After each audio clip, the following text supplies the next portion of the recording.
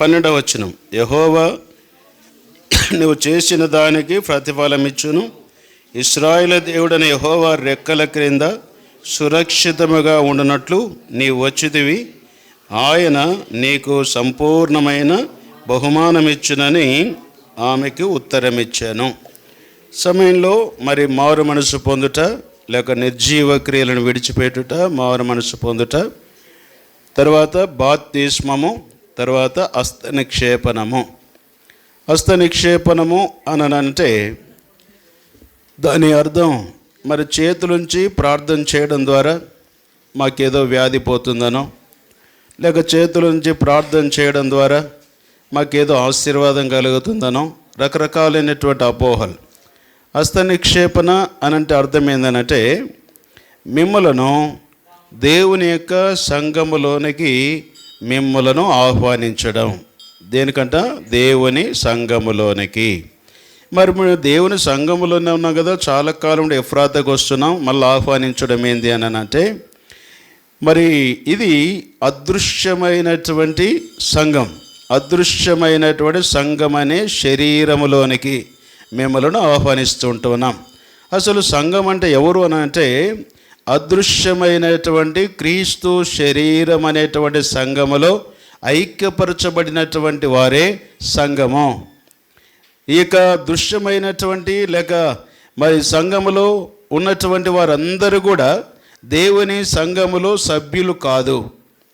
లేక దృశ్యమైనటువంటి సంఘములో మనకు పేర్లు నమోదు చేయించుకున్నంత మాత్రం చేత మనము దేవుని సంఘమునకు సంబంధించిన వారం కాదు. అయితే ఇప్పుడు ఎవరైతే నీటి బాధ్యంలో పాలు పొందిన వారు ఉంటూ ఉన్నారో వారిని ఇప్పుడు అదృశ్యమైన లేక సంఘము అంటే ఎవరంటే క్రీస్తు శరీరం. సంఘం అంటే క్రీస్తు శరీరం.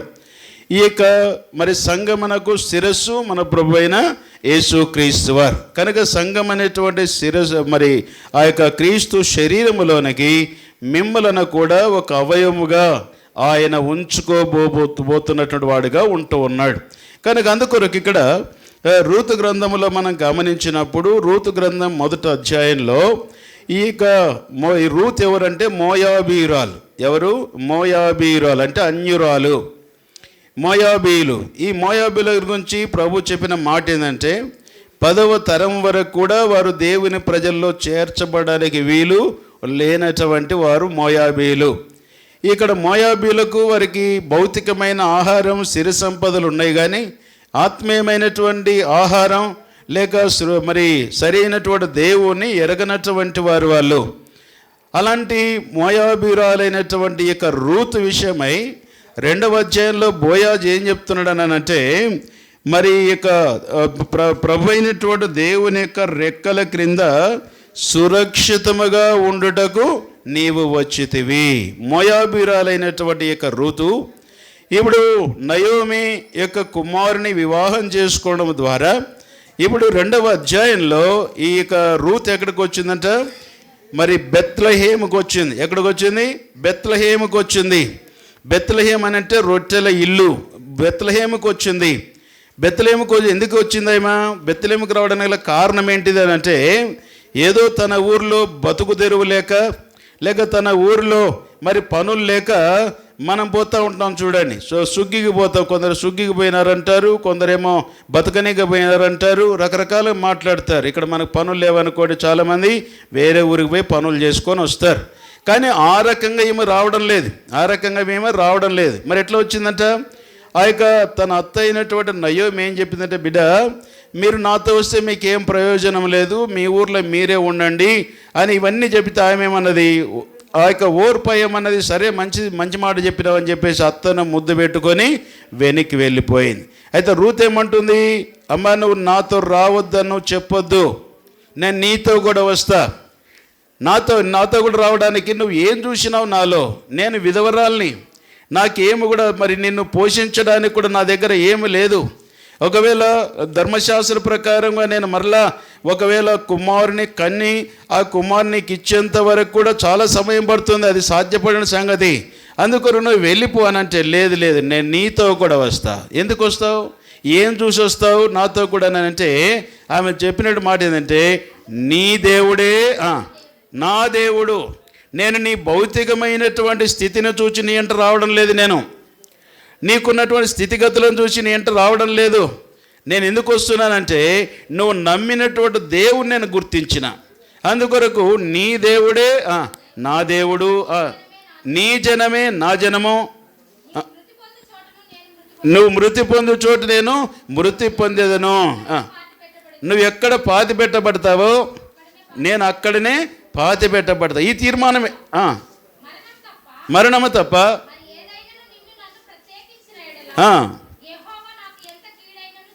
కనుక ఇప్పుడు రూతు ఏమి చూసి తాను వచ్చిందనంటే నయోమి నమ్మినటువంటి ప్రభు అయినటువంటి దేవుని చూచింది, ఆయన యొక్క గొప్పతనాన్ని చూచింది. చూచి తాను వచ్చి ఏమంటుందంటే నువ్వు ఎక్కడుంటావో అక్కడుంటా, నువ్వు చస్తే నేను కూడా చస్తా, నువ్వు ఎక్కడ సమాధి చేయబడితే నేను కూడా అక్కడ సమాధి చేయబడతా, కానీ నువ్వు రావద్దు అని నాతో చెప్పవద్దు. కనుక ఈ తీర్మానంతో 2వ అధ్యాయంలో నయోమి తర్వాత రూత్ ఎక్కడికి వచ్చారట? బెత్లెహేముకు వచ్చారు. కేవలం బెత్లెహేముకు రావడం మాత్రం కాకుండా 2వ అధ్యాయంలో రూతు తనకు తెలియకుండానే బోయాజు యొక్క పొలములోనికి వచ్చింది. ఎక్కడికి వచ్చింది? బోయాజు యొక్క పొలములోనికి వచ్చింది. తర్వాత 3వ అధ్యాయంలో బోయాజు యొక్క కళ్ళములోనికి వచ్చింది. తర్వాత 4వ అధ్యాయంలో బోయాజు యొక్క ఇంటిలోనికి వచ్చినట్టుగా చూస్తాం. అదే సమయంలో మత్తయి సువార్త 1వ అధ్యాయంలో యేసు క్రీస్తు ప్రభు వారి యొక్క వంశావళిలోనికి వచ్చింది. కనుక ఇది ఏం చూపిస్తుందంటే మనం అన్యులం, మనము దేవుని ఎరగనటువంటి వారం. ఒకవేళ భౌతికంగా మనము క్రైస్తవ కుటుంబంలో మనం జన్మించవచ్చు, కానీ యేసు క్రీస్తు ప్రభు వారిని రక్షకునిగా అంగీకరించే ఆ సమయం వరకు మనము దేవునితో దేవుని ప్రజలతో సహవాసము లేనటువంటి వారం. ఇప్పుడు ఏం కావాలా బాబు నీకు?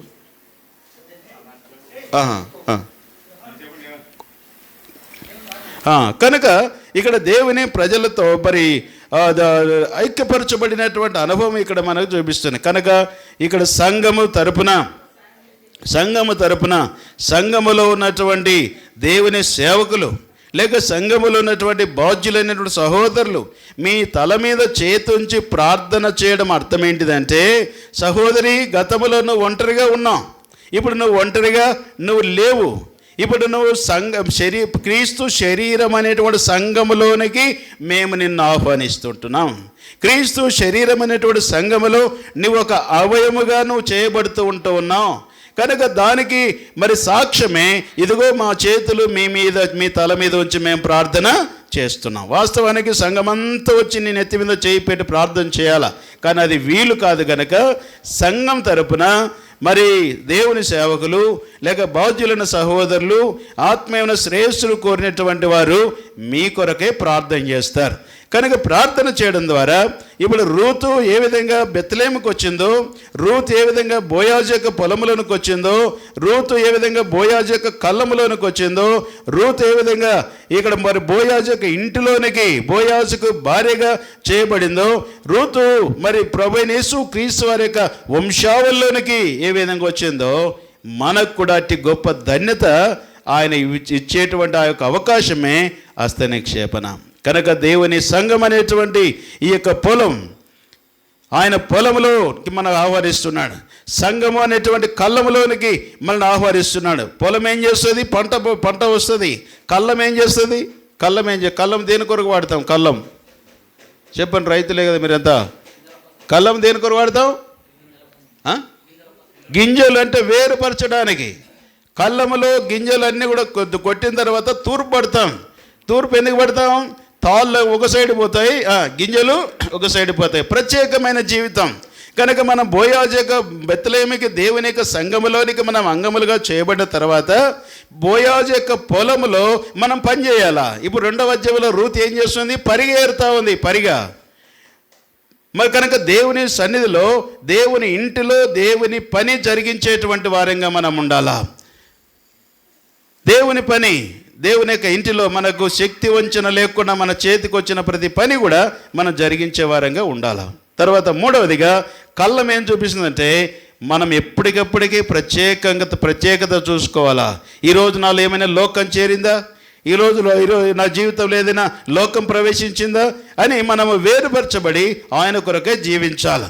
తర్వాత 4వదిగా మనం చూసినప్పుడు బోయాజు యొక్క ఇంటిలో అనగా ప్రభు అయినటువంటి దేవునితో సంపూర్ణమైన సహవాసాన్ని కలిగే వారంగా ఉండాలి. అదే హస్త నిక్షేపణ అనేటువంటి తెలుస్తుంది. అదే సమయంలో మరి హస్త నిక్షేపణ ద్వారా మనకు కలిగేటువంటి మరొక మేలు ఏంటంటే, హస్త నిక్షేపణ ద్వారా దేవుడు ఒక వరంనిస్తాడు. నీకు ఏమిస్తాడు? ఒక వరమనిస్తాడు. ఆ వరం ఏంటిది? సార్ నువ్వే చెప్పంటే మేం చెప్పనీకే వీలు కాదు. నీకు తెలుసు, నేను సంఘం అనేటువంటి శరీరములోనికి చేర్చుకున్న తర్వాత ఈ శరీరం ఉంది. ఈ శరీరములో అనేకమైన అవయములు కలిసి ఒక శరీరం. ఈ శరీరంలో అనేకమైన అవయాలు ఉన్నాయి. ఒక్కొక్క అవయానికి ఒక్కొక్క పని. ఒక్కొక్క అవయానికి ఏంటంట? ఒక పని.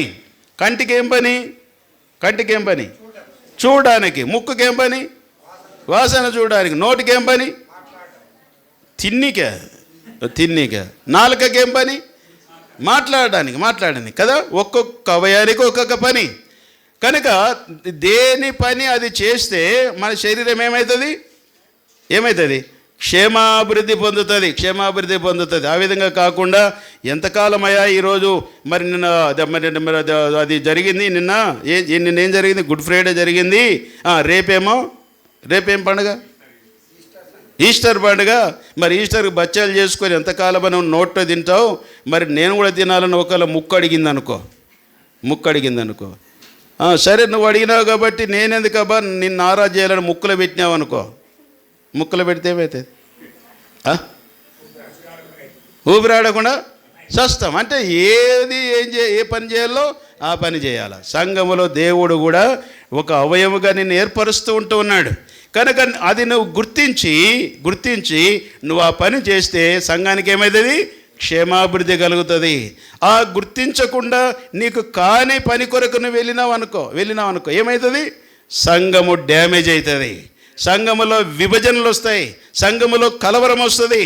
ఆ కారణం చేత మరి సేవకులమైన మేమైతేనేమి, పెద్దలమైన వారైతేనేమి, మరి ఎవరైనప్పటికీ దేవుడు నాకు ఇచ్చినటువంటి ఆ యొక్క తలాంతి ఏంటిది, దేవుడు నాకు ఇచ్చిన వరం ఏంటిదని గుర్తించి ఆ విధంగా మనం చేయగలిగితే శరీరానికి ఏమవుతుంది? క్షేమం కలిగిస్తుంది. ఒకవేళ కొన్నిసార్లు మరి మన శరీరంలో ఉన్నటువంటి అవయవులుగా ఉండి మన పని మనం చేయకపోతే కూడా శరీరానికి ఏమవుతుంది? నష్టం కలుగుతుంది. అందుకొరకు ఈ హస్త నిక్షేపణ ద్వారా నిన్నేం చేస్తున్నాం? సంఘములోనికి ఆహ్వానిస్తున్నాం. హస్త నిక్షేపణ ద్వారా నీకు ఒక వరం అనేటువంటి దేవుడు ఇస్తాడు.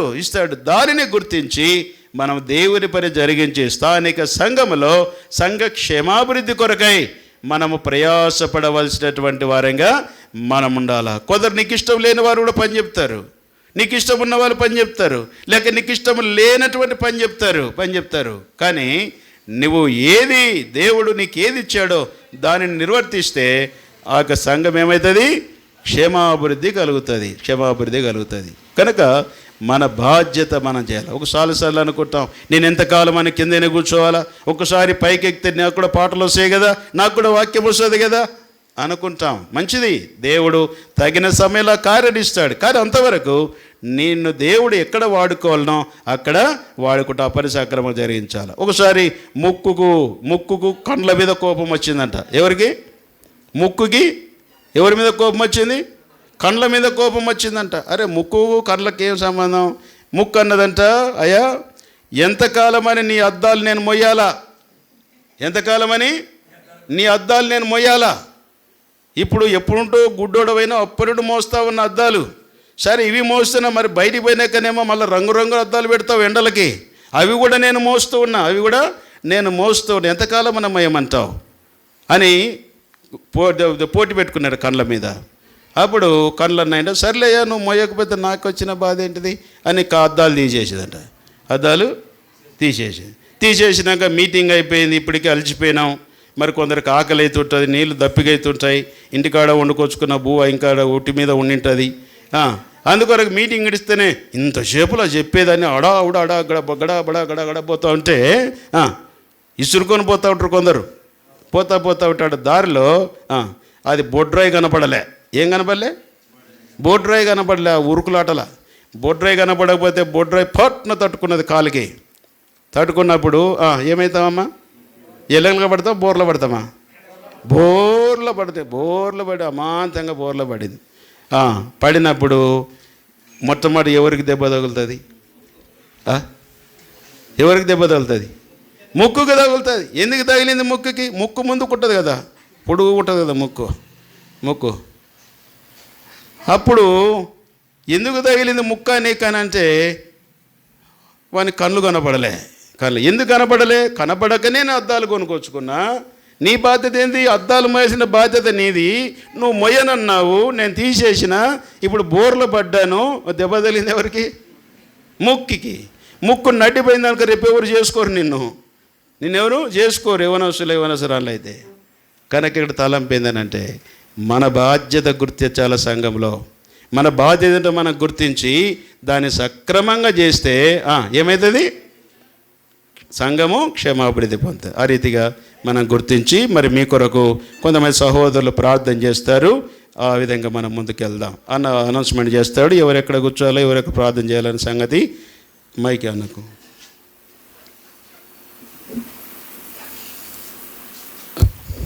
ఇప్పుడు బాప్తీసం తీసుకున్న వాళ్ళు 2 గ్రూపులుగా చేస్తాము. మొదటి గ్రూపులో హన్నమ్మ, నిర్మల, సంజీవులు. వాళ్ళు అటు ప్రక్కకు ముగ్గురు లేండమ్మా. మీరు ముగ్గురు అట్లా ప్రక్కన కూర్చోండి. ఆ చాప ఓపెన్ చేసి అక్కడ కూర్చోండి.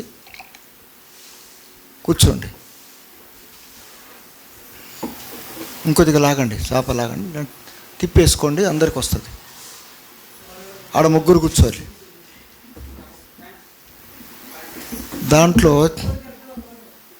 మీ భార్య పేరు ఏం పేరు? దానిలో అడిగిపో, నువ్వు అడిగిపో. తర్వాత చిలకమ్మ గారు, అంటే ఆమె పేరు ఎస్తేరమ్మని మార్చాము. రూతు పరిమళ, లలితమ్మ. మీరు ఇక్కడనే కూర్చోండమ్మా. నువ్వు ప్రక్కకు రండి, అమ్మాయిని పక్కకు. మీరు ముగ్గురు ఇట్లా రండి, ముందుకు రండి, ఇట్లా రండి. ఇక్కడ ఈ బ్యాచ్లో ఇంకొద్దిగా వెనక అమ్మమ్మ, ఇక్కడ ఇట్లా జరుగు, ఇంకొద్దిగా వెనక ఇక్కడ ఎడ కూర్చో. జరగండి, ఇంకొద్దిగా వెనక్కి జరగండి. ఇక్కడ అన్నోళ్ళు వస్తారు ప్రార్థన చేయటానికి. ఇంకా జరగండి, వెనక్కి ఇంకా జరగండి. ఆమె ఇక్కడికి ఆ పిల్లర్ దగ్గరికి రమ్మన్నాను.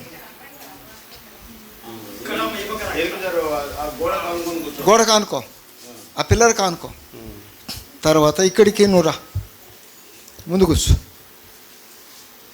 మొదటి టీములో తిమోతి అన్న హస్త నిక్షేపణ చేస్తారు.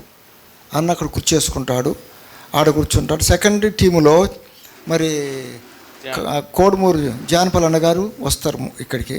వారు సహాయకరముగా ప్రభుదాస్ అన్న ప్రభుదాస్ అన్న. ఫస్ట్ టీం ప్రభుదాస్ అన్న, అరుణ్ ముందుకు పోండి. అరుణ్ గారు కూడా రావాలి అక్కడికి. తిమోతి అన్నకు చేయరే అక్కడ పో. అమ్మ మీరు కొద్దిగా వెనక్కి తట్టుకోండి, కొద్దిగా అక్కోళ్ళు. తిమోతి అన్న క్రింద ప్రభుదాస్ అన్న. అన్న మీరు ఫస్ట్ బ్యాచ్లోనా? అక్కడ కూర్చో. ప్రభుదాస్ అన్న, అరుణ్ అన్న, జీకేపాల్ గారు, తర్వాత మత్తయ్య అన్న, ఐజక్ గారు అక్కడ పోండి. ఫస్ట్ టీం అది. జాన్పాల్ అన్న ఇక్కడ ముందుకు రండి. జాన్పాల్ అన్న, జాన్ అన్న, ఒనెసిమ్ గారు, జేమ్స్ రండి, ఇక్కడ కూర్చోండి.